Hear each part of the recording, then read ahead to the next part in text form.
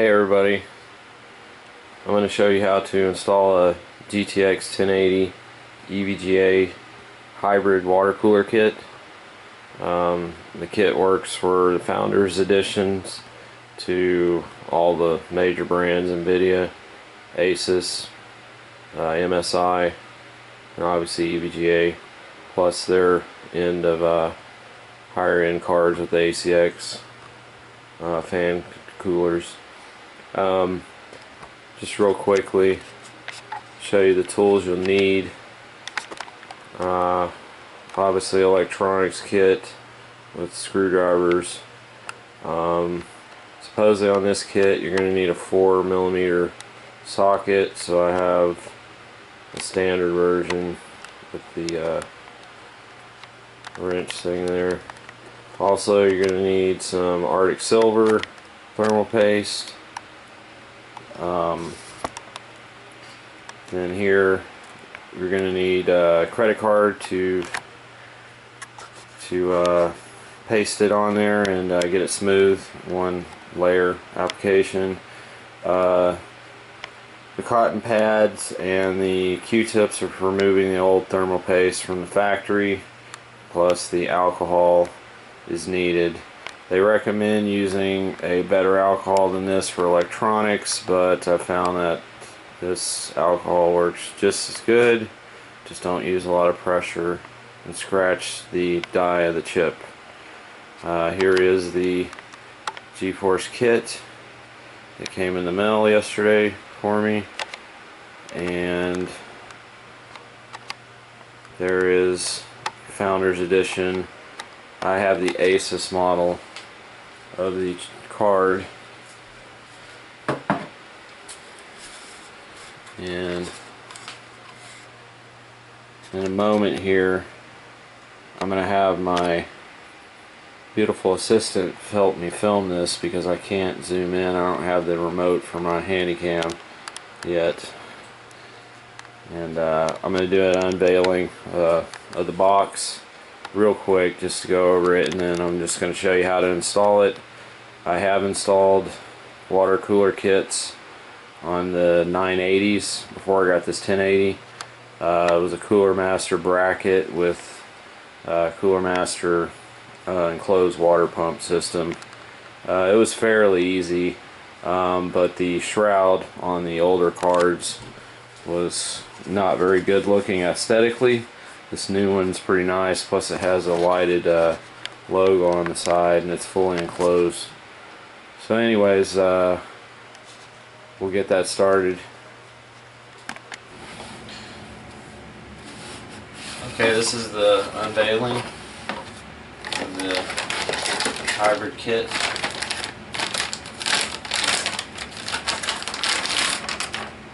You have your plastic shroud.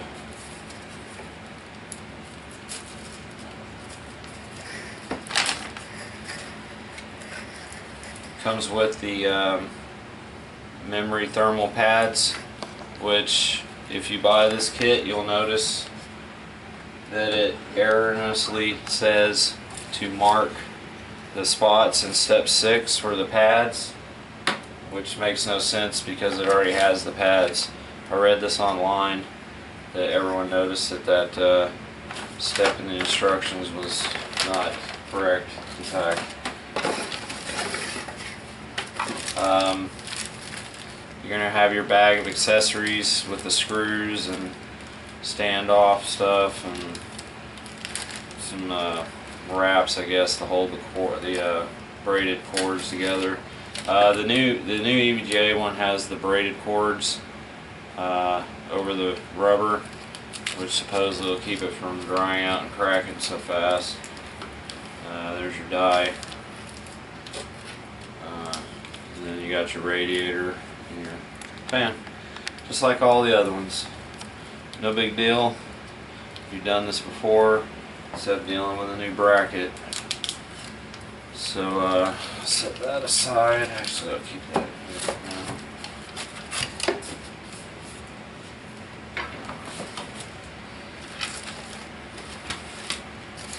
It's pretty cool with this one. like the Cooler Master one that I mentioned with the 980s. Their instructions were absolute trash. I had to watch a video to figure out what I was doing because they made the instructions over in China or something and they were horrible. This one at least has clear, concise pictures with circles around the screws and things like that need to be removed. But like I said, in step 6, they mention label the thermal pads here, and you don't need to because they're already on their metal thing right here. I don't understand why they even said that, but whatever. Anyhow, moving on. Okay, I'm going to start disassembling the 1080.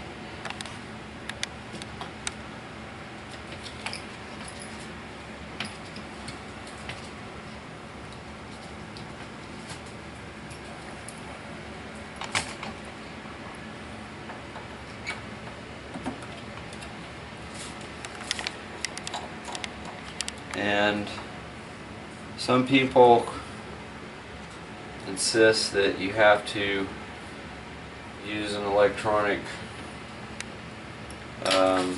grounding strap. I'm not going to say it's useless, but I've been building computers for close to 20 years now and I've never used one. Especially in the South, you don't have to worry about it as much because we're never cold down here, so we don't have the heater running. You know, obviously putting ions in the air or whatever to positively charge the carpet, etc., etc. So I don't mess with it, but I would recommend that if you don't know what you're doing and stuff like that, to use a grounding wrist strap. You can buy them on Amazon, you can buy them at Fry's or whatever local mom and pop repair shop place that you might have if you're in a small town.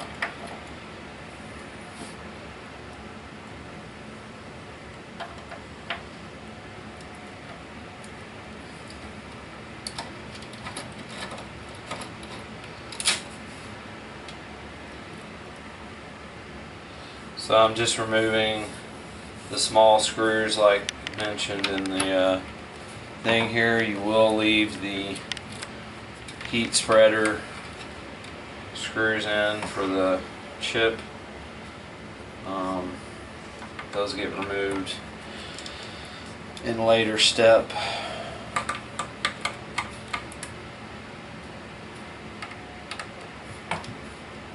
And these screws are tiny, so you might want to put them somewhere safe, because if you lose one, you're going to regret it.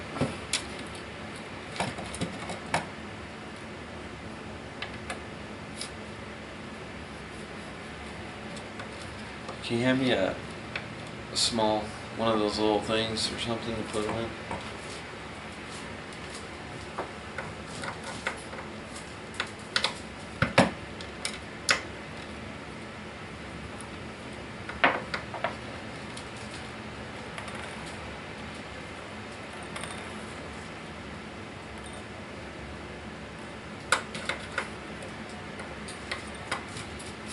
The nice thing about this kit, supposedly you can keep the back plate on, which aesthetically looks 20 times better than the raw board backside.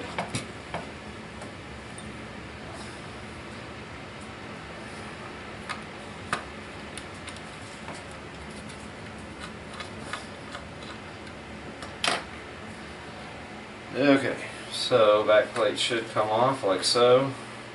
Got a right, we got a left. Set those aside. Alright, and this is what it would look like without a back plate, which is pretty bad, especially if it gets dusty. If you catch my drift. Alright, so now we are in fact going to remove the thermal module, as in step 2 in the instructions.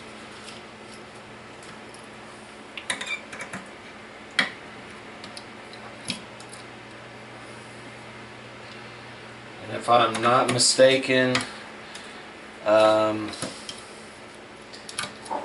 going to use the new screws with springs for the new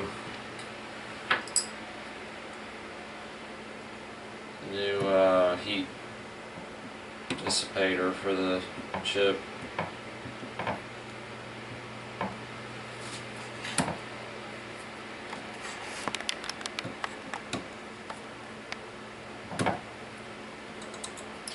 Looks like they put a factory sealed chip for the warranty on that screw, so now they know that you tampered with it. Not cool, but whatever. And now we're going to remove a lot of more screws.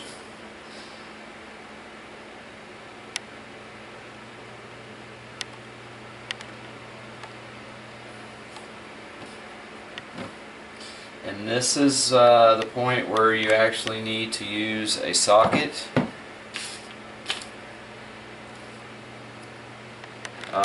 Because it is tiny.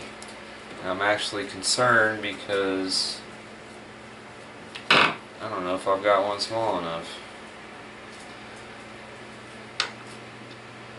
It is appearing I don't at the moment. Pause it. I'm going to take a break in the video and figure this out. I'll be right back. Okay, we're going to take the 4mm screws off now.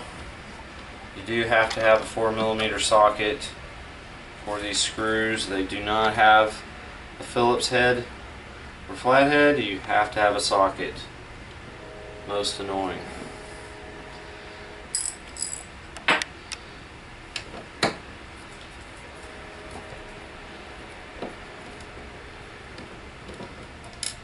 Maybe they did that to prevent stripping the screws when torquing the main plate to the board.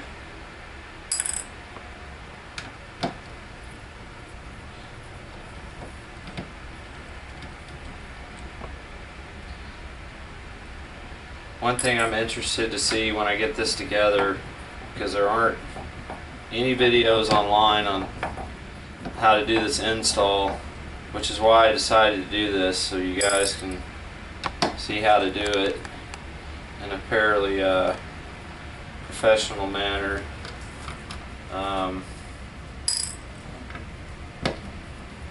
One of the things I noticed doing the 980 kits, and a lot of people complain with the 980 hybrid kits, they weren't actual full kits per se, like this one, unless you bought the EVGA one.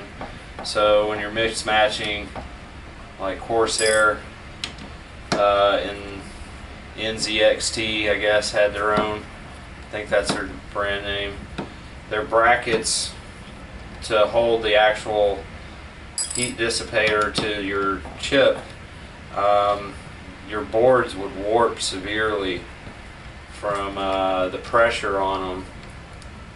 Because they weren't like a full sturdy frame to it like this one appears to be, and it's annoying aesthetically, and then it could cause problems down the road with the board heating up and cooling off, cracking plastic and stuff like that. I don't know, it can happen over time. So that was a big disadvantage with the other kits that you piece together, because it wasn't like an all-in-one.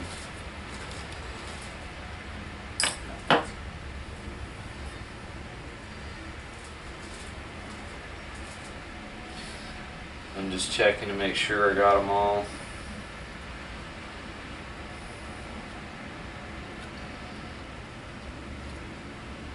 Appears to do.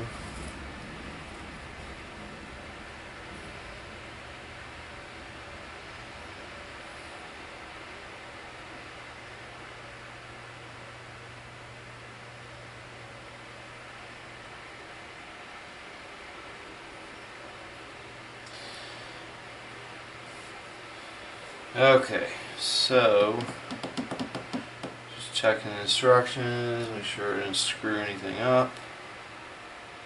As expensive as these cards are, you want to take your time, pay attention, double check, question yourself, because you don't want to make a mistake, because as soon as you take that screw off, you void the factory warranty, and you're down, in my case, 700 bucks, which is not cool. Alright, so we should be able to separate it now. The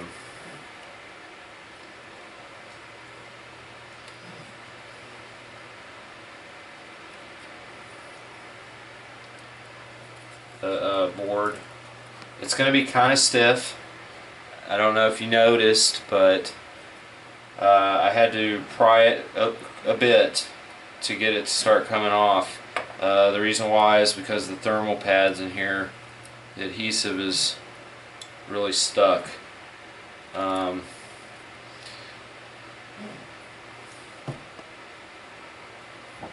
So one thing that I noticed just now in the instructions, they're totally failing to tell you that you need to take off the ones on this end where the connectors are, because it's telling you to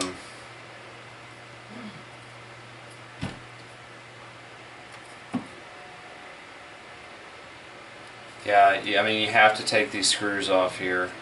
I have no idea why it's not in the instructions, but whatever. So anyways, moving on.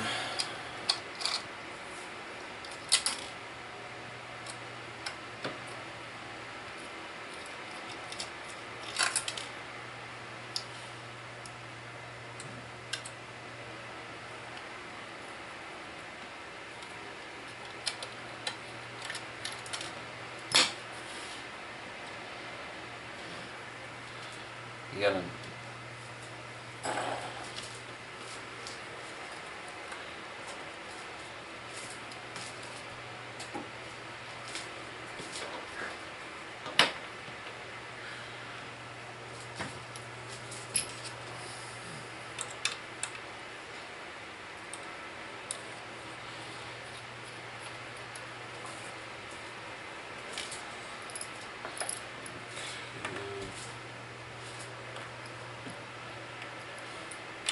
And I like to keep this screw separate when I'm taking it apart, just because they're all different sizes, and you're not the factory, so you're not going to possibly know what every screw goes to when you're disassembling. Now, like I said, it comes apart now easily.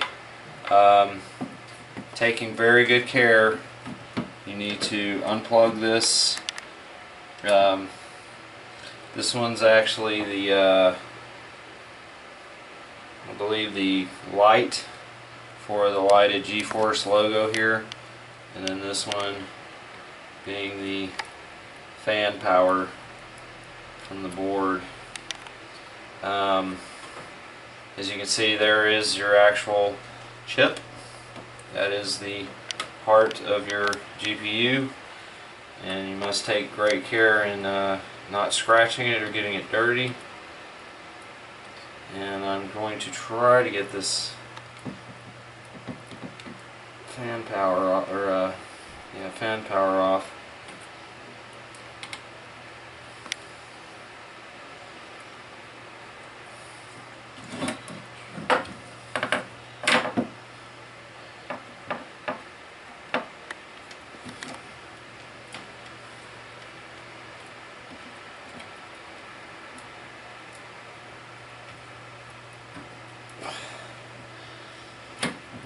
Okay. It's really stiff just because it's from factory. And I think on this one, my lighting in here is kind of poor, but can't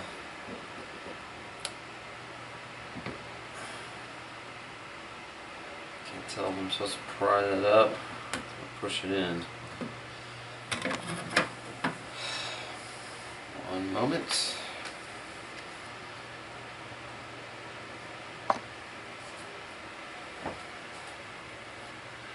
And it looks like that kind is going to be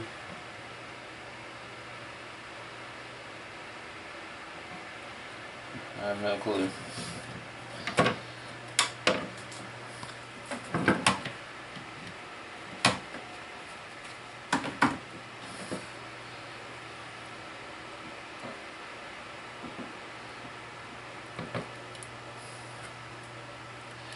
Yeah, I just think it's funny that they skipped that huge step in the instructions to remove those screws on the end.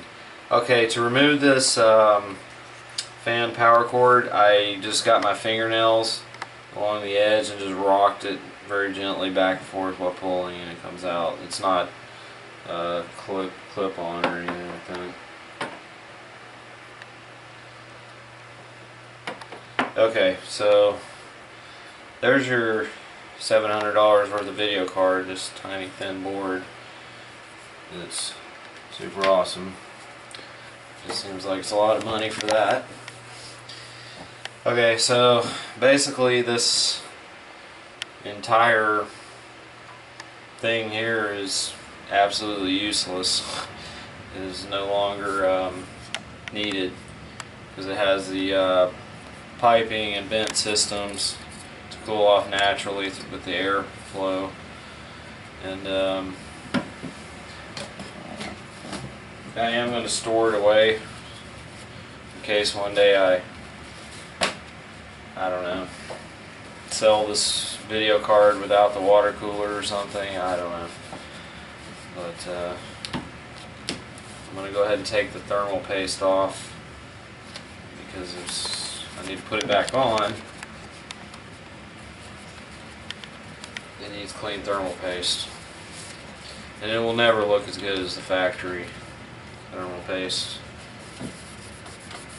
Anyways, and that's it. I'm just going to clean it off real quick. I don't want to scratch up the contact point. Just get it off there. Now I can store it in my old video card case. So again, like I was saying too, in the instructions they are erroneous in telling you that you need to mark the locations for the thermal pads, but they are actually already on here. This one has a little bit more on the factory one because of their placement of components with their frame here, I guess you'd want to call it. But it's good to go. I mean, it's got the main points right here where it's going to touch the across the memory chips there, so it doesn't make contact with metal, and then it's going to cover the these three memory banks, those two there, and then these three over here. So everything will get covered. And then these exposed things right here, they had those covered factory, but if you notice when it goes together, those are actually exposed, and the fan will blow enough air on them, so you don't need to worry about thermal pads on that.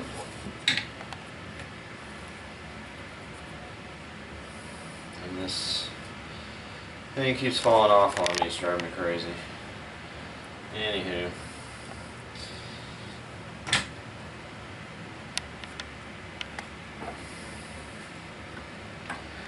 Okay, so next you're going to want to clean very carefully the thermal paste off of the existing GPU chip. I'm using cotton pad, I guess you would say, It does have some lint, but if you get it saturated pretty well with alcohol, you don't have to worry about the lint coming off too much. And alcohol obviously dissipates really quickly. You don't want to get off the edges too much, because it's got these little tiny little things on the board there around the chip that it snags the cotton on these and then starts ripping it, and that's how you're going to get lint everywhere. But if you're really careful, you can bring it up fairly easily.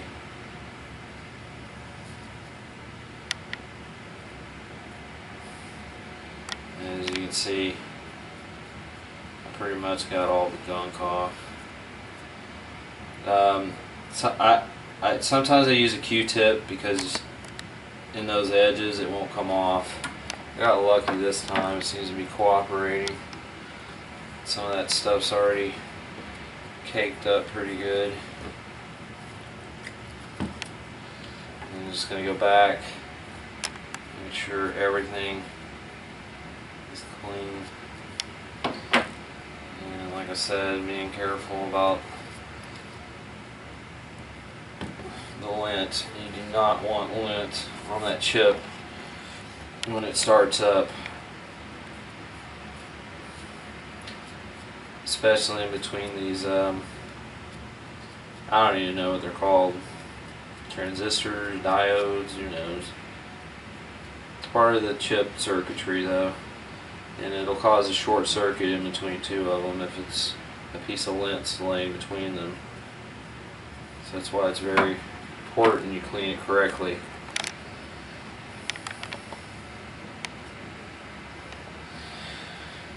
Okay, now I'm going to take a Q-tip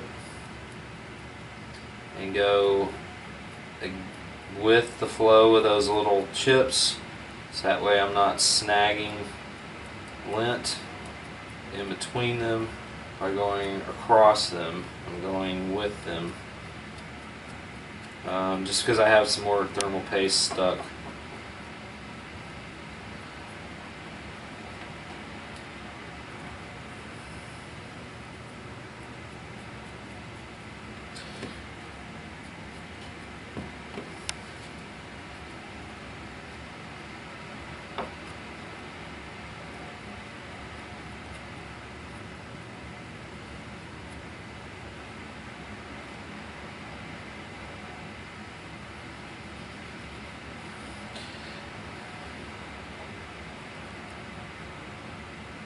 Okay.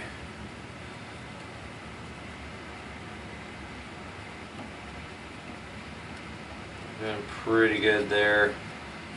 There is some lint that I can physically see, if you can zoom in enough. It's sitting on top of that chip, and that's not good. And using my finger is a no-go. I just did that just to try to show you if you could see it move. But I'll just go back with a cotton pad and carefully wipe it off. And since alcohol evaporates very quickly, I'll be able to tell if there's any lint, which there appears to be none. So we are ready to rock and roll.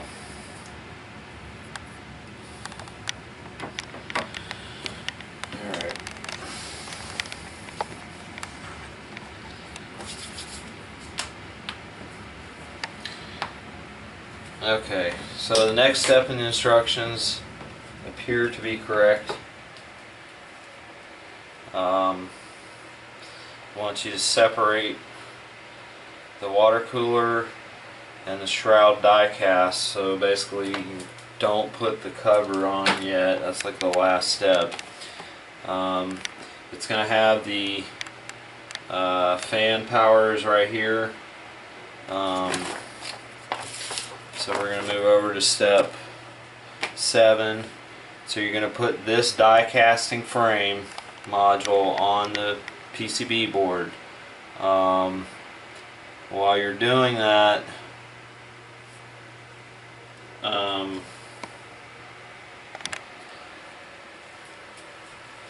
you're going to want to, I'm trying to understand their stupid instructions here.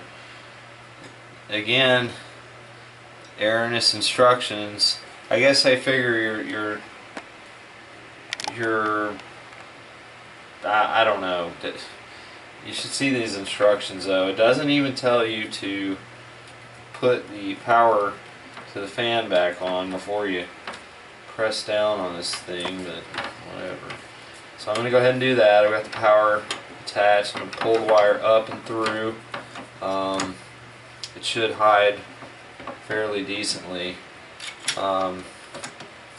Being careful to line up the screw holes. I'm noticing it's off by a little bit. It should still mount, but it's not perfect. But you know, I'm gonna have to get over that one. Okay, so I set that down. Step 8 says label the rubber on the sides. Put the white ones on the top and the black on the bottom. Well, by the top and bottom they mean the sides, not physically the bottom of the board and the top of the board, which again, bad instructions. There's no point in labeling it because literally the rubber is already on the sides. So I'm not digging what they're trying to tell you here. So it doesn't make any sense. So we're going to move to step 9. 9, there's a rubber cap, which is right here. You need to put that in. This is what holds the water lines in, like to keep them in a little channel, keep it nice and clean looking. It's telling me to put it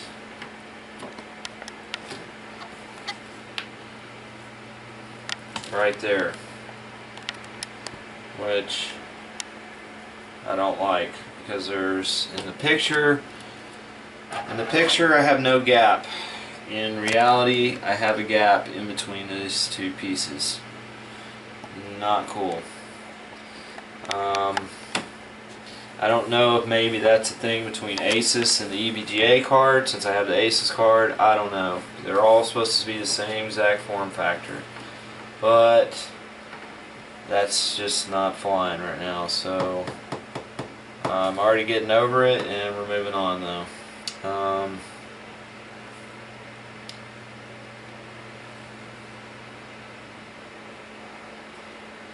Okay, it looks like the next step is actually going to be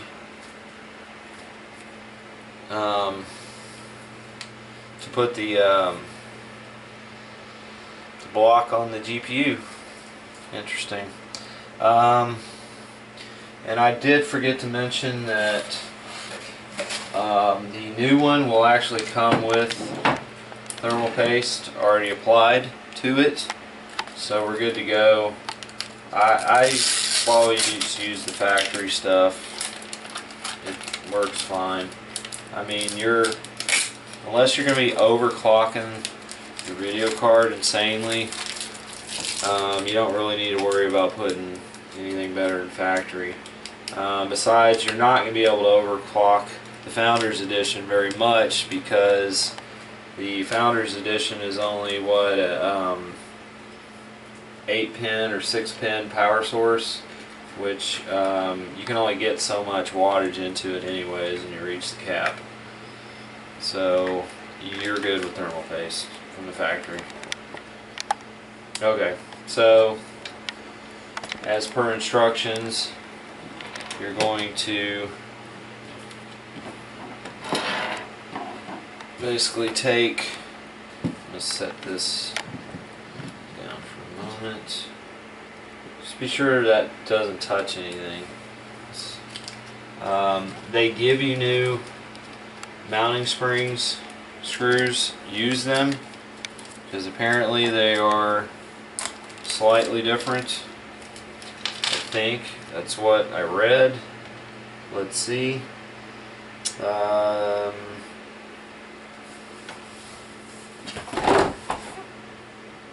They appear to be the same, but I'm going to use them anyways. Okay, so basically to do this, what you'll have to do is you'll have to, luckily these are nice, this bracket, it has standoffs that go right through, so you can just slap this on, don't let go, flip it over, and you'll mount the screws to the bottom, and we should be ready to rock.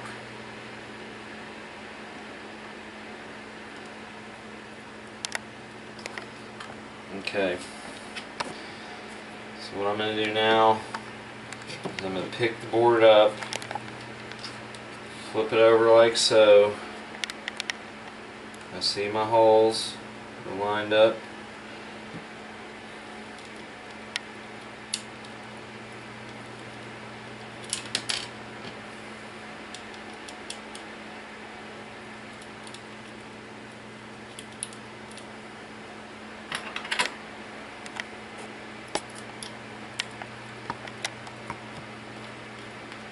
Okay, we have a problem. Not lined up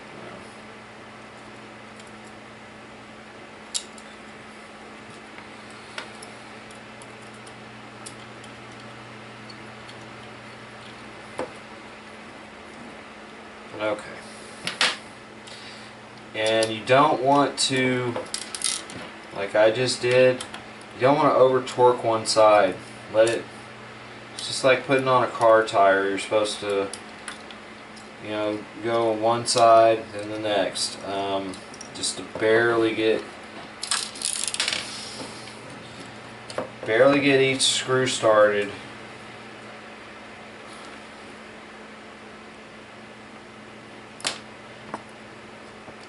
Just to hold it down, and then you can tighten them in a clockwise fashion or crisscross. That's just to keep it from warping as you're tightening it down. You don't want to screw that up because all the heat dissipation requires that chip to be sitting firmly on that plate that goes to the pump. It keeps it cool. So there, I've got that one tight. I'm just going to hand tighten it. You don't need to over torque it. There.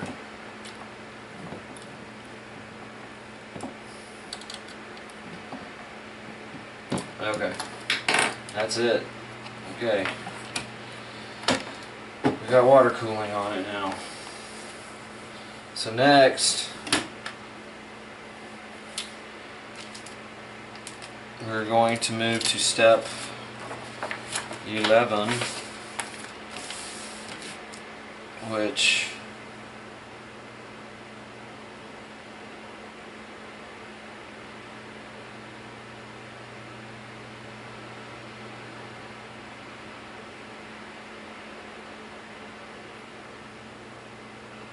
they're telling me I need to take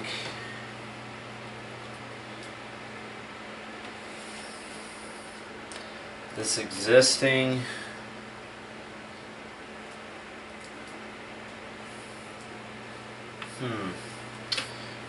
see, and again, bad instructions, whatever. They're telling me I need to take this particular one, and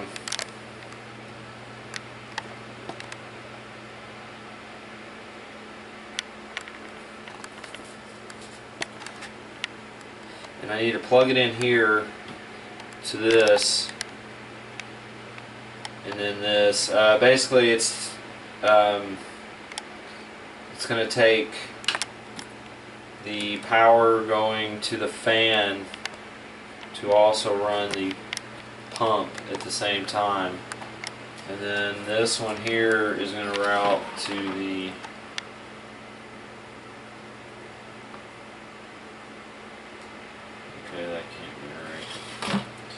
One moment.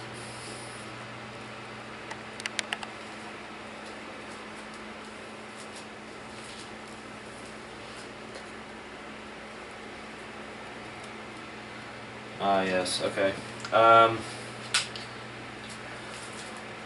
So yeah, we're going to route this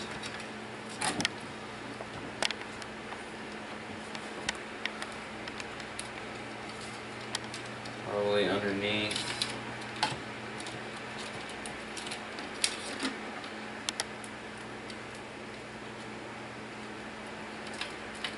Well, I'm trying to figure out how to do this without...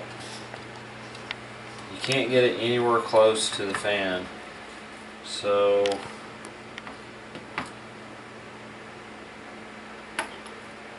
we're going to have to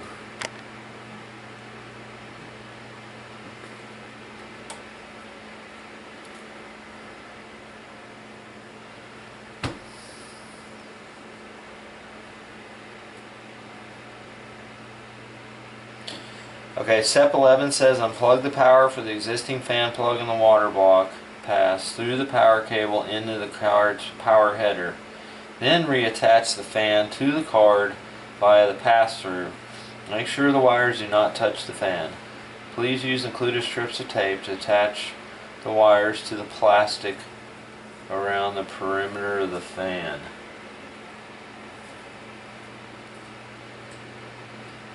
Okay, well, I can tell you right now they did not give me strips of tape. They gave me some Velcro strips.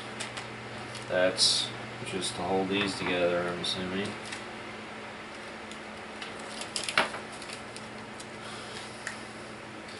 And this is why I made a video. You guys can watch me trial and error, and then you'll know what to do when you get a hold of this thing. So anyways, I'm trying to figure out why they want me to split this header, because there's literally no point. The radiator goes to the pump. Okay, then you have this that goes from the pump to the I take it back now. Now it makes sense. So I'm going to unplug this. Okay, I'm going to put the splitter coming off the water hybrid kit. I'm going to plug that into the board like so.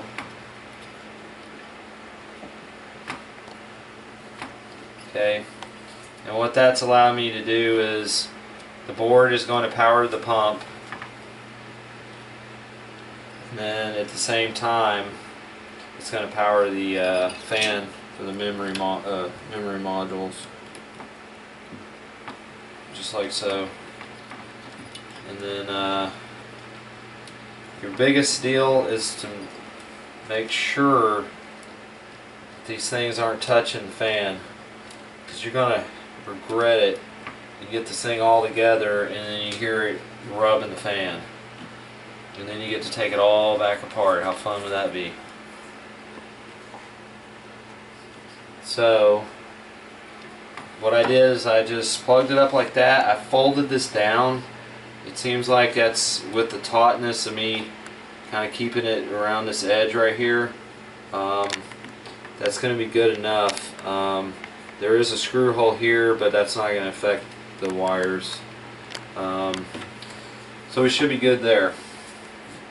Okay, so now that we got all the power done here, they're obviously telling me to stick this to this. I'm not ready for that. I can do that in the final step. It doesn't make any sense, whatever.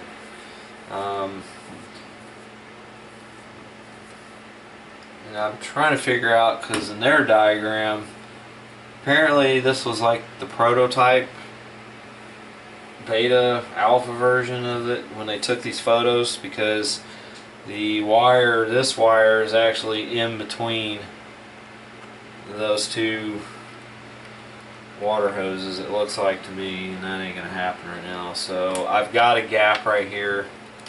That's where it's going through, which is fine.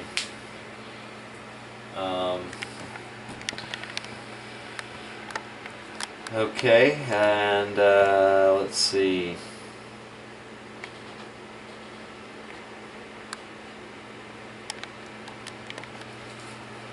Next, we're going to actually put the shroud on. I'm going to leave all the protective packaging on and all that. I don't want to get scratched until this thing's all together.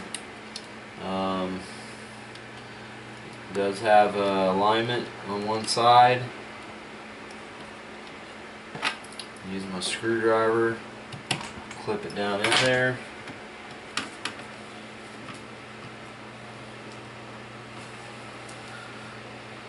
Aha. Okay, I take it back. I cannot use this gap, so I'm going to have to route this wire somehow in the middle of this, like in their diagram, because the this part of the shroud fills in that gap.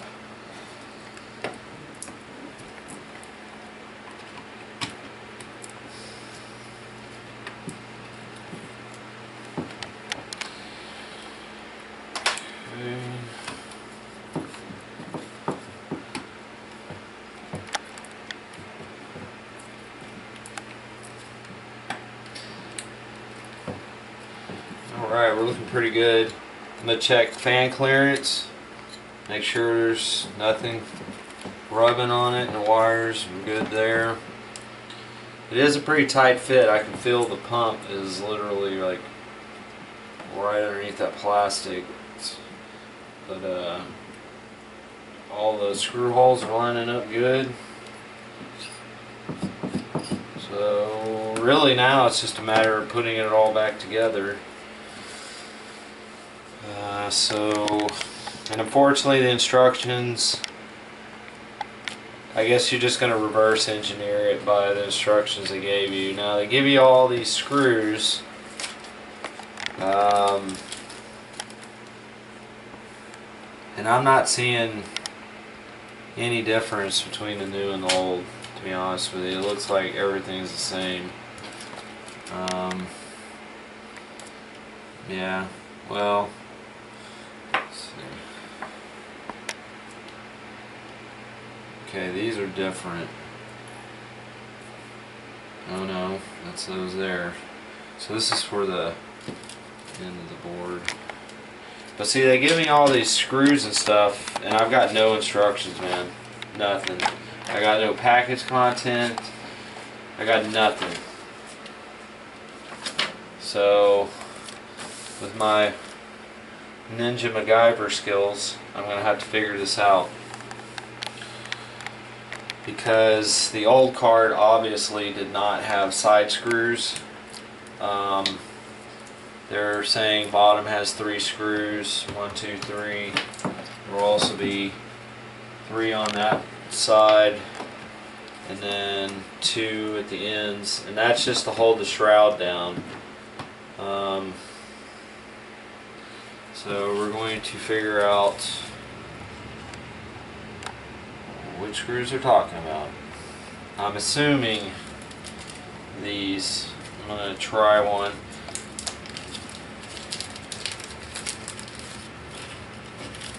Because these are the ones for the back of the board. These are to put the back plates back on. This one was actually for the end of the card where the ports are, which I'll probably just use those again. Unless they've changed, I don't know. I didn't really pay attention. So I'm not going to force anything, I'm just going to try to thread it. If it goes, then we know that's the right one.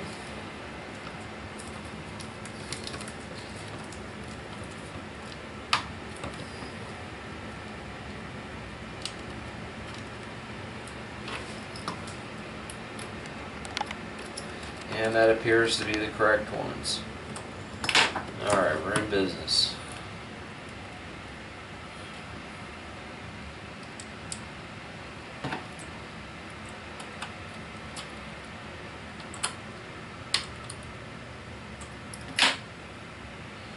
And these are simply aesthetic to keep the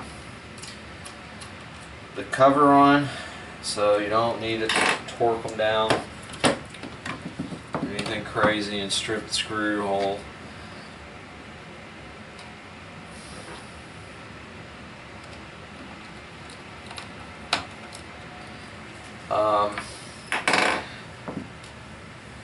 I'm going to, after I get this all together, I will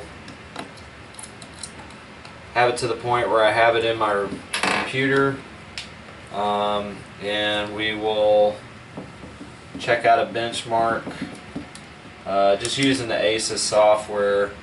I'll show you the temperature of the card after a full load on I don't know, either World of Warships, or right now I'm playing Tomb Raider, the new one, and DirectX 12, which, believe it or not, even with a 1080, if I turn anti-aliasing, I think, all the way up to high, I get frame rate issues even with 1080.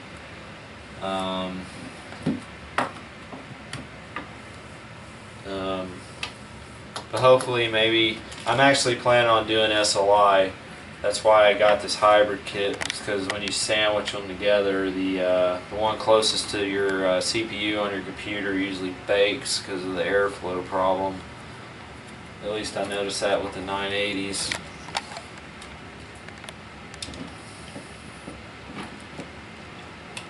Some people water cool to overclock. I do not. I don't believe in squeezing out 5 extra frame rates in a benchmark, because in the real world it just doesn't really add up to much.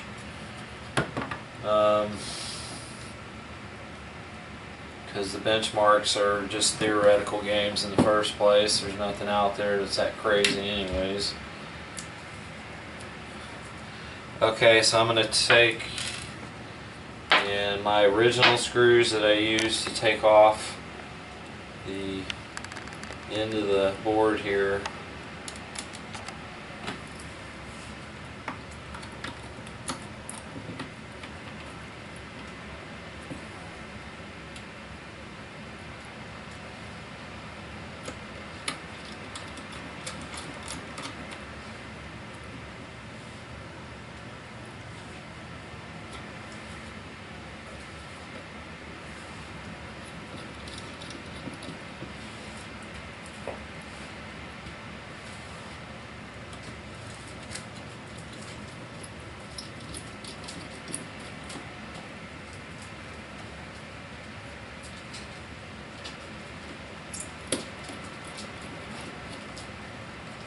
Okay, that gets that buttoned up nicely. And then we're going to flip this puppy over, because I got to get the back plate back on.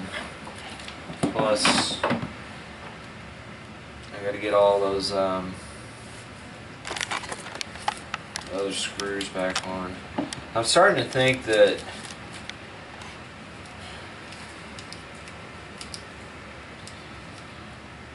I don't know why they gave you all these extra screws. This doesn't make any sense. Because they gave you 2 of these that go on the end of the card, but they didn't give you the 3 that go at the end of the card too. They're not in here. These are the back plate. These are the 4mm. That's a replacement one, I guess, if you lose it. And these are the mystery ones. You get screws with washers. I don't know. Add it to your collection of screws and washers at your house, I guess. I don't know. Who knows? And like I said, nothing in the instructions tell you anything to use them. Hardly anything. I mean, they expect you to kind of know what you're doing already, obviously, if you're going to be tearing apart a $700 video card. But yeah, some better instructions would be nice. So anyways, I'm going to go ahead and put the board ones back on.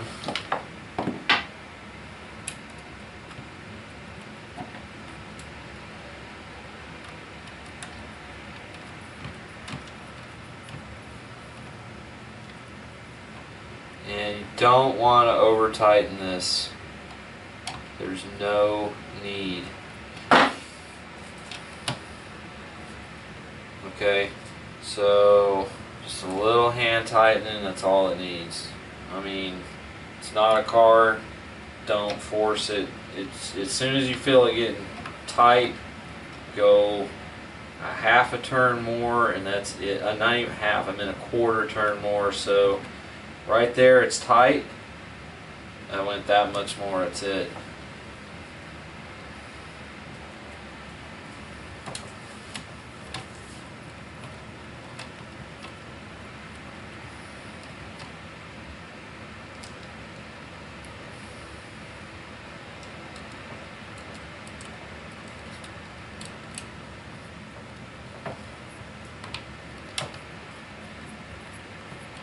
And I guess I need to be following the corner rule so as to not warp the board.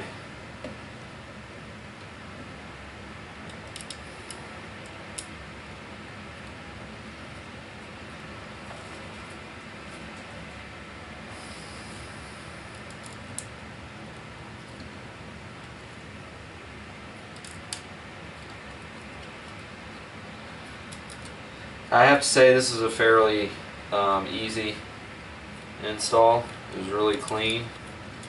I'm impressed. It's kind of weird having a Asus video card with a EVGA shroud now, but it's all the same. I mean, they're all Founders Edition cards are all exactly the same, so it doesn't really matter to me. Although I will say, on another note, that I hate EVGA Precision X software. I found it to be, at least when I had the two 980s and SLI, I had nothing but problems. It had a frame rate monitor that never worked. You would set it, save it, and one application would launch and it would be working, and then the next thing you know, you leave that application, go to another one, and it doesn't work. And you got to go back in the settings, turn it back on. I was just not impressed. I mean, I was using it to watch the temperature of the cards. Just to see how they were, reacting under load after a long time of use, and then obviously the frame rates too. But it just, I didn't like the software. The Asus software seems to work really well. I mean, I can leave it open on my desktop, leave a game or whatever thing I'm doing, and then bam, it's right there. It shows me the card temperature, the fan RPMs and the power draw and all that stuff, and it works good. I like it. I mean, EVGA's got some good products. I've had a lot of their video cards. I actually would have bought the EVGA version of Founders Edition, but the problem with the can't get them, online through Amazon or anybody.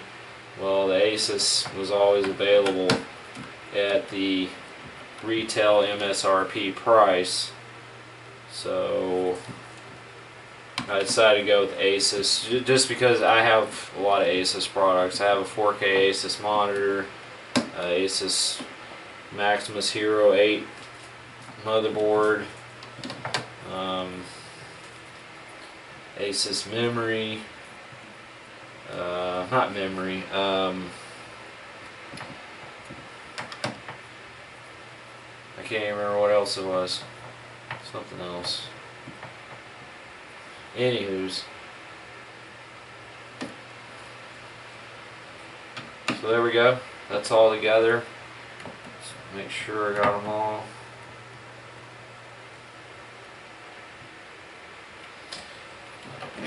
Good to go.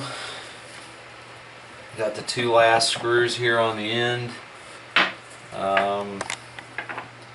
I believe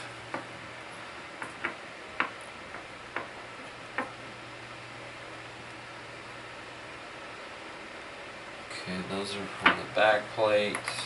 Two big ones there. So the only thing I'm missing is these two right here. So you line your back plate back up. Oh, okay, so that's where those go. Alright, so we should be good to go. This should be the final home stretch. I just love the fact that I can keep my back plate. Alright, so I am going to use the existing screws. I don't see the point of switching screws out if they work. Now I can say I have a little bag of the world's smallest screws.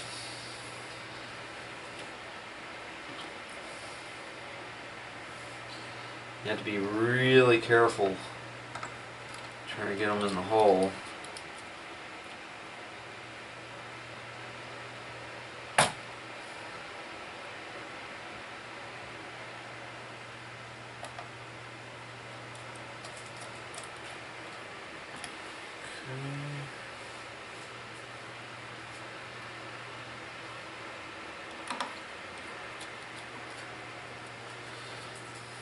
So I would say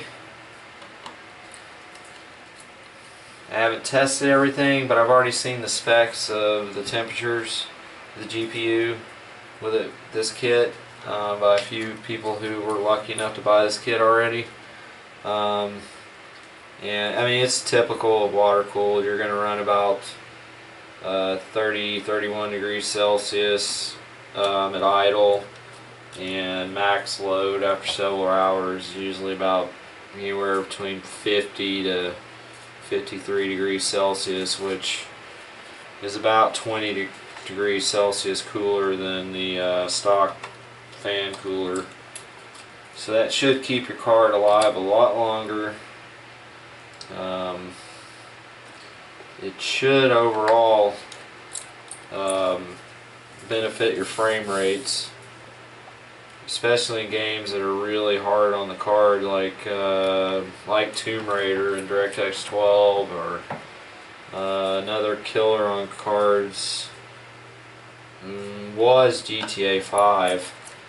I noticed, which was crazy, from a 980 to 980 super clocked, water cooled, and SLI, with almost all settings on maximum in GTA 5, I was getting about 50 frames a second, right? And no heating issues.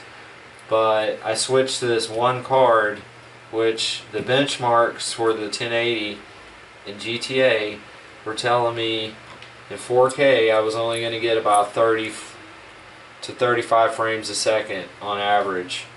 And when I put this one in, this wasn't even water cooled at the time, I was averaging about 55 frames a second, and max frames I saw was like 81, and that's in 4K, one monitor, one 1080 Founders Edition. So I don't know where they were coming up with those numbers. I mean, I have a i7 6700 Skylake chip water cooled with 16 gigs of RAM, and that was pretty much the same specs they were running as far as their CPU.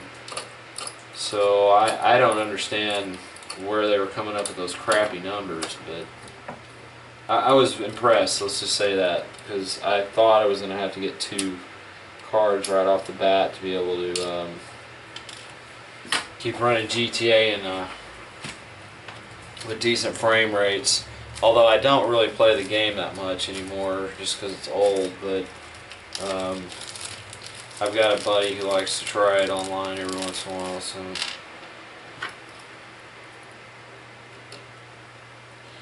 I'm trying to figure out. I'm trying to figure out what screws to use here, because I have the last two screws that hold the back plate down to the end of the board, and the originals aren't working, and it looks like I may have to use the new ones. I don't know if they're fatter. They look like they might be.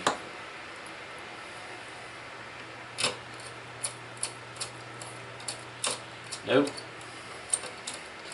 We're getting no threading action. So I believe you leave those empty now, because I have no way of securing them. You can see that. You can see right here that the screw just falls right through. It doesn't do anything. So, I mean, it's on there. It's absolutely not going anywhere. So we're good.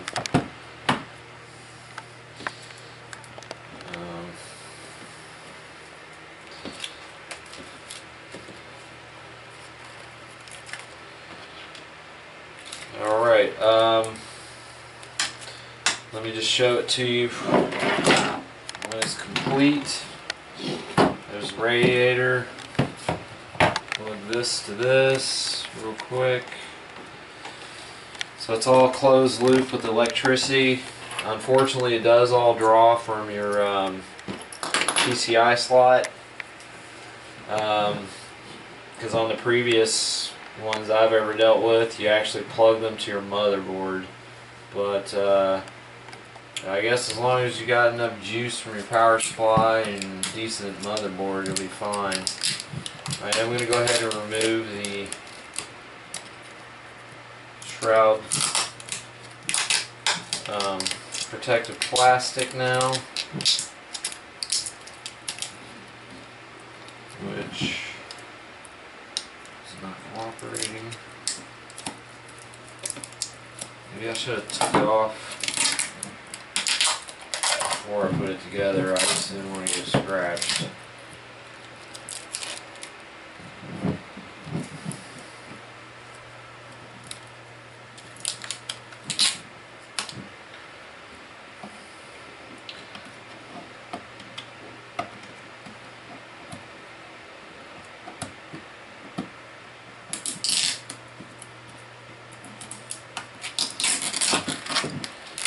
Alright,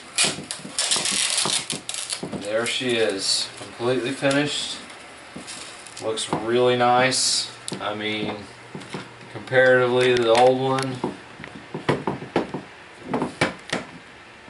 I don't know, I think it looks cleaner if you're not into the weird angles. It looks really good. Went together really nice. As long as it works, we're good to go. So an impressive product from EVGA. It just came out by EVGA, I believe in July, and they ran out of stock like instantly on it, and it just came back in stock last week. I had gotten an email telling me it was back in stock, so I ordered it immediately before it ran out of stock. And the price on EVGA's website is $119, plus I believe it was $14 for the shipping. I mean, if you want to wait, Amazon will eventually get it. And if you're a Prime member like me, it'll be free shipping 2 days. I'm sure it'll have free shipping if you do snail mail. But really good product. I recommend it. As you can see from the video, wasn't too terribly hard, and it comes out a great looking product. I will see you guys later. I will have a short little clip at the end of the video showing it in use with the temperatures. Go ahead and please like my video, subscribe to my channel. I do gaming videos for Planet Coaster right now. That's in alpha. Subscribe, like, leave me some comments.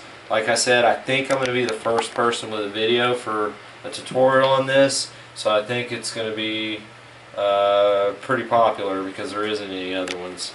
And I hope I helped you guys to be able to do this on your own, comfortably, you know, with confidence. You can get it done, because as you can see, and I told you, the instructions, they're there. They're not very good at all. You just got to know what you're doing, or watch my video and you'll know how to do it. Thanks guys. Peace out.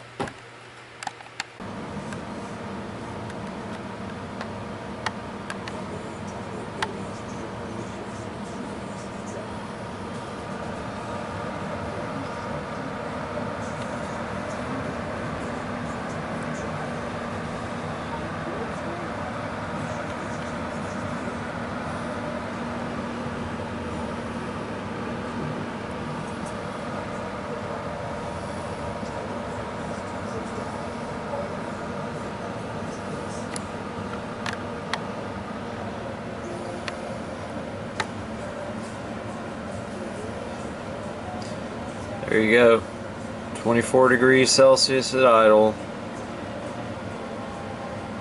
GPU speed, who cares about the VRM because it's on desktop.